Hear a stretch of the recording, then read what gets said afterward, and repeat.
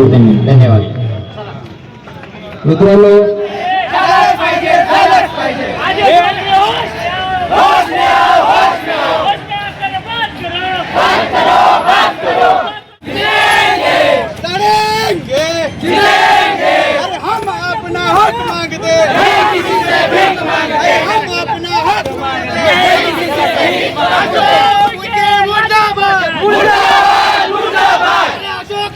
मुर्दाबाद मुर्दाबाद मुर्दाबाद आदिवासी विकास मंत्री मुर्दाबाद मुर्दाबाद मुर्दाबाद अरे आदिवासी विकास मंत्री राजीनामा द्या राजीनामा द्या राजीनामा द्या अरे अशोक उईके राजीनामा द्या राजीनामा द्या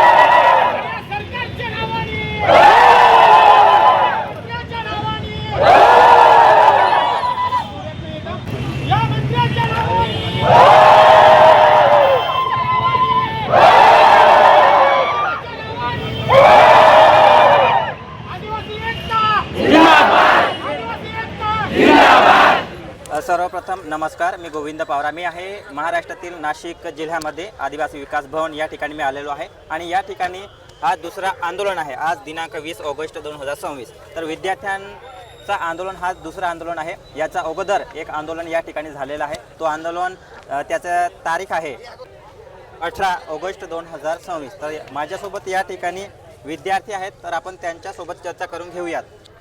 तर सर्वप्रथम नमस्कार.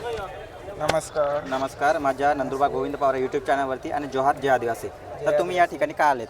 आम्ही या ठिकाणी मोर्चा चालू होता. मग आम्हाला सोशल मीडियावरून कळालं की इथं मोर्चा चालू आहे असं.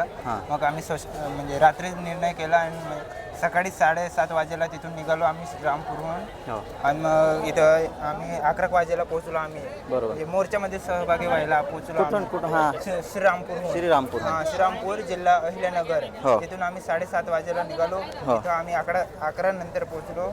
मग तिथं कोणतं गोल्फ क्लब तिथं पोहोचलो आम्ही. मग तिथून आम्ही इथं पायी आलो. मग इथं हे आदिवासी विकास आयुक्तालय इथं मग आम्ही आलो. मग इथं थांबलो आम्ही. मग पण ते म्हणजे हे आयुक्तालय मॅडम हे त्यांच्यासोबत बोलायचं होतं पण ते मॅडम काही खाली आल्या नाही.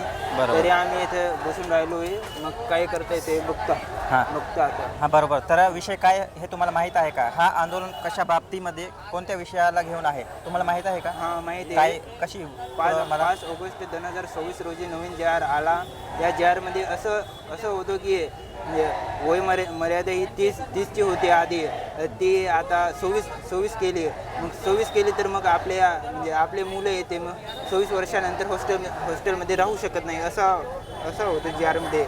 मग ते म्हणजे आपल्या पोरांना शिकता येणार नाही. मग तसं राहिलं तर मग तो JR आहे तो पूर्ण रद्दच व्हायला पाहिजे.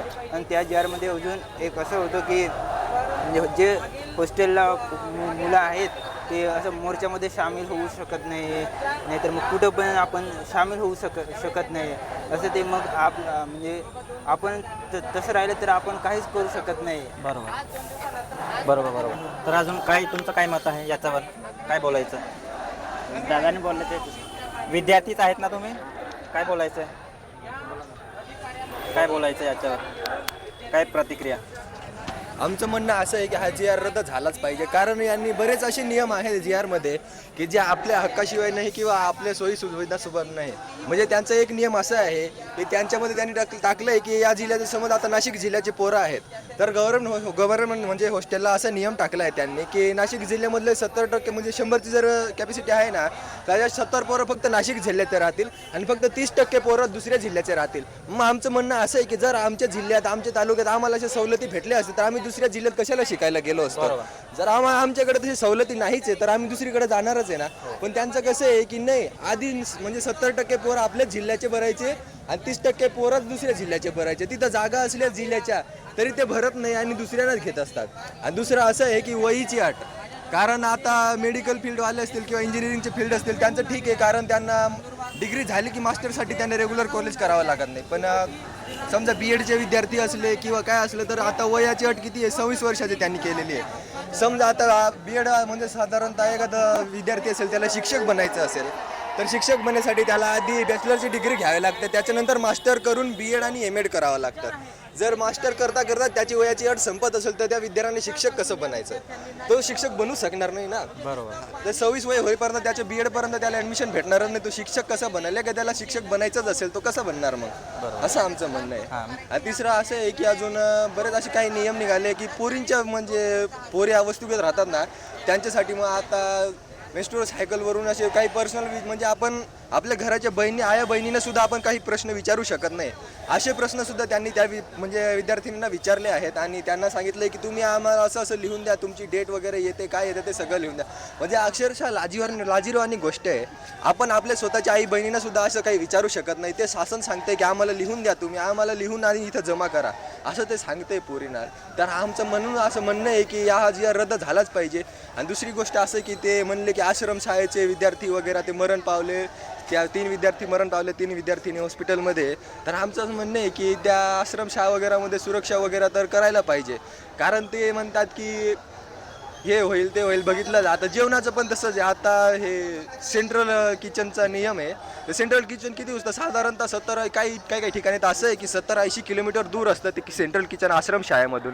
ते जेवण केव्हा बनतं तिथून इथं केव्हा येतं त्याला किती टाईम लागून जातो. ते जेवण तिथून इथंपर्यंत पोहोचायला आपल्याला साधारणतः 70-80 किलोमीटर प्रवास करायला कितीतरी टाईम लागतो. मग जे दुपारचं जेवण असतं ते पोरांना भेटण्याचं ते भेटतं त्यांना 2 किंवा 3 वाजता. ते जेवण एक तर चांगलं असतं किंवा नसतं ते. आता तर विद्यार्थ्यांना जर विचारलं ना तर ते विद्यार्थी प्रतिक्रिया देतात की जेवण किती खराब असतं काय वगैरे असतं. तर त्याच्यावर सुद्धा यांनी प्रतिक्रिया घ्यायलाच पाहिजे असं आमचं म्हणणं आहे. मग आता ज्या ठिकाणी आपण आंदोलनाला आलो आहोत ही जागा आहे या सद्यस्थितीला, तर आता या ठिकाणी काय चाललं आहे, तुम्हाला काय याच्यावर काय बोलायचं आहे? म्हणजे संबंधित विभाग शासन प्रशासनाला त्यांच्याकडून काय यावरती रिझल्ट म्हणजे काय बोलले की त्यांची काय प्रतिक्रिया आली, आता झालं आहे का तसं? आजपर्यंत किती 7-8 दिवस झाले वाटतं इथं प्रोटेस्ट चालू आहे, परंतु अजूनपर्यंत त्यांच्याकडून काही हे आलेलं नाही आहे. ते सांगताय की ऑफिसमध्ये आमच्याशी बोलणं करा, पण तसं आहे की ऑफिसमध्ये ते फक्त 2 किंवा 4 जणांना अलाव करताय ऑफिसमध्ये बोलवण्याचं. मग बाकी विद्यार्थ्यांचं काय, त्यांना पण कळायला पाहिजे की नाही की मध्ये काय चाललंय काय होतंय. ते मॅडम जे ATC मॅडम आहे ते बाहेर यायला तयार नाही. ते सांगताय तुम्ही मध्ये या, पण मध्ये कशाला जायचं, आपण त्यांचे नोकर नाही तर ते आपले नोकर आहे, तर त्यांनी मधून बाहेर यावं आणि आपल्याशी बोलावं असं आमचं म्हणणं आहे. बरोबर. माझं एकच म्हणणं आहे, आम्ही मागील 4 दिवसापासून या प्रोटेस्टमध्ये सहभागी झालेलो आहोत. ज्या विद्यार्थ्यांच्या बेसिक मागणी आहेत त्या सुद्धा हा प्रशासन त्या पूर्ण करायला किंवा चर्चा करायला सुद्धा तयार नाही आहेत. विद्यार्थी 4 दिवसापासून तिथं टेंट लावून टेंटमध्ये राहत आहे, बिना जेवणाचे, ना त्यांच्याकडे पांघरायला गोधडी ना आणि त्यांच्याजवळ पुरेसे जेवण, तरी सुद्धा स्वतःच्या हक्कासाठी हे विद्यार्थी इथं संघर्ष करत आहेत. परंतु मागच्या 18 तारखेला सुद्धा आपण याच पद्धतीचे आंदोलन केलं होतं. त्या दिवशीही प्रशासनाने आपल्याला गोलमोलची उत्तरं देऊन अर्ध्यामध्ये चर्चा करून अर्ध्यामध्येच आपली चर्चा सोडून चालले गेले होते. आपल्याला 2 दिवसाचा विषय दिला तर आपण त्यांना 2 दिवसानंतर आपण आज परत या ठिकाणी आलेलो आहोत. या ठिकाणी आल्यानंतर तुम्ही सुद्धा हे बघताय की इथं विद्यार्थी इतक्या संख्येने इथं उभे आहेत, तरी सुद्धा आयुक्त मॅडम किंवा त्यांचे प्रतिनिधी सुद्धा या विद्यार्थ्यांसोबत बोलायला यायला तयार नाही आहेत. आज आपल्याला आदिवासी विकास भवनामार्फत राबवणाऱ्या ज्या वसतिगृह असतील, आश्रमशाळा असतील किंवा इतर कोणत्याही योजना असतील, त्या योजनेमध्ये किती मोठा भ्रष्टाचार आहे, किती आपल्या पोरांना त्रास होतो शिक्षण घेत असताना हे आपण पाहत आहोत. तर मला आज या 2 गोष्टीच्या या मागील 4 दिवसापासूनचा एक मला अनुभव आला की आपल्याला जोपर्यंत आपण पूर्ण संघर्ष करत नाही तोपर्यंत आपल्याला न्याय मिळणार नाही. असं 1-2 दिवसने प्रोटेस्ट करून किंवा आंदोलने करून आपल्याला न्याय मिळणार नाही. मला तुमच्या या व्हिडिओच्या माध्यमातून मी माझ्या आदिवासी बांधवांना आवाहन करू इच्छितो की तुम्ही जिथं असाल तिथून आपल्या विरुद्ध जे अन्याय होत असेल त्या अन्यायाविरोधात आवाज उचलण्याचा प्रयत्न करा. आज सोशल मीडियाचा जमाना आहे, प्रत्येक पोराकडे मुलीकडे आज मोबाईल आहेत. जर तुम्ही जिथं असाल, वसतिगृहात असाल, आश्रमशाळेत असाल, इव्हन तुम्ही एखाद्या गावामध्ये असणार तरी सुद्धा तुम्ही तिथून हा व्हिडिओ बनवा आणि प्रशासनाविरुद्ध बोलण्याचा प्रयत्न करा, जेणेकरून प्रशासनाला जाग येईल की आदिवासी समाज ही जागृत झाला आहे, आदिवासी समाज ही अन्याय सहन करत नाही आहे असा मेसेज यांच्यापर्यंत पोहोचायला पाहिजे. आणि पोहोचल्यानंतर हे आपल्याकडे आपल्या विरोधात असे काळे GR, त्याच्यानंतर आपल्या वसतिगृहाची सोयी सुविधा असेल, आश्रमशाळेची सोयी सुविधा असेल, ही सोयी सुविधा करण्यासाठी हे मजबूर होतील आणि मजबूर होऊन आपल्याला इथं मोर्चा करून आपली मागण्याची वेळ आपल्यावर येणार नाही अशी मी आपल्या समाजाला विनंती करतो. बरोबर, तुमचं काय मत आहे? एक दीड मिनिटामध्ये तर बोला ना सर. आज नाशिक आयुक्तालय, आदिवासी आयुक्तालय येथे आज आदिवासी समाजाचा भव्य मोर्चा, जो 5 ऑगस्टचा जो GR होता तो रद्द करावा आणि ज्या आदिवासी विद्यार्थ्यांच्या मागण्या आहे त्या मान्य करण्यासाठी आज इथं नाशिक येथे हजारोच्या संख्येने विद्यार्थी इथं उपस्थित होते. माझी आदिवासी विकास मंत्री अशोक उईके यांना विनंती की आदिवासी समाजाचा तुम्ही आदिवासी मंत्री आहात, आदिवासी समाजाच्या हिताचेच निर्णय घ्या.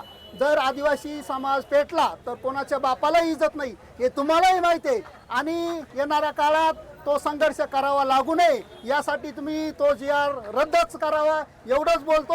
आणि संपूर्ण आदिवासी महाराष्ट्रातील आदिवासी समाजाला आव्हान करतो की प्रत्येक तालुक्यात, प्रत्येक जिल्ह्यात, प्रत्येक आपल्या गावा वस्तीवर आपण जो 5 ऑगस्टचा GR आहे तो रद्द करण्यासाठी आपण तहसील असेल, कलेक्टर ऑफिस असेल, इथं निवेदन द्यावे आणि आपली जी मागणी आहे, रास्त मागणी आहे, 5 ऑगस्टचा GR रद्द करावा.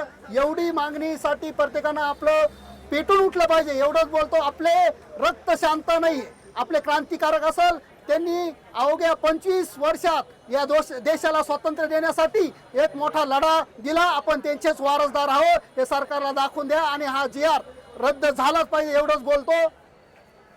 ठीक आहे, धन्यवाद. तर या ठिकाणी आपण जे या ठिकाणी आंदोलनामध्ये सहभाग झालेले होते त्या सामाजिक बांधवांसोबत आपण चर्चा केली आणि त्यांचं म्हणणं काय आहे या आंदोलनाला घेऊन आणि या नवीन शासन निर्णयाला घेऊन ते आपण या ठिकाणी पाहिलं. भेटूयात पुढच्या महत्त्वाच्या अपडेटमध्ये, माहितीमध्ये.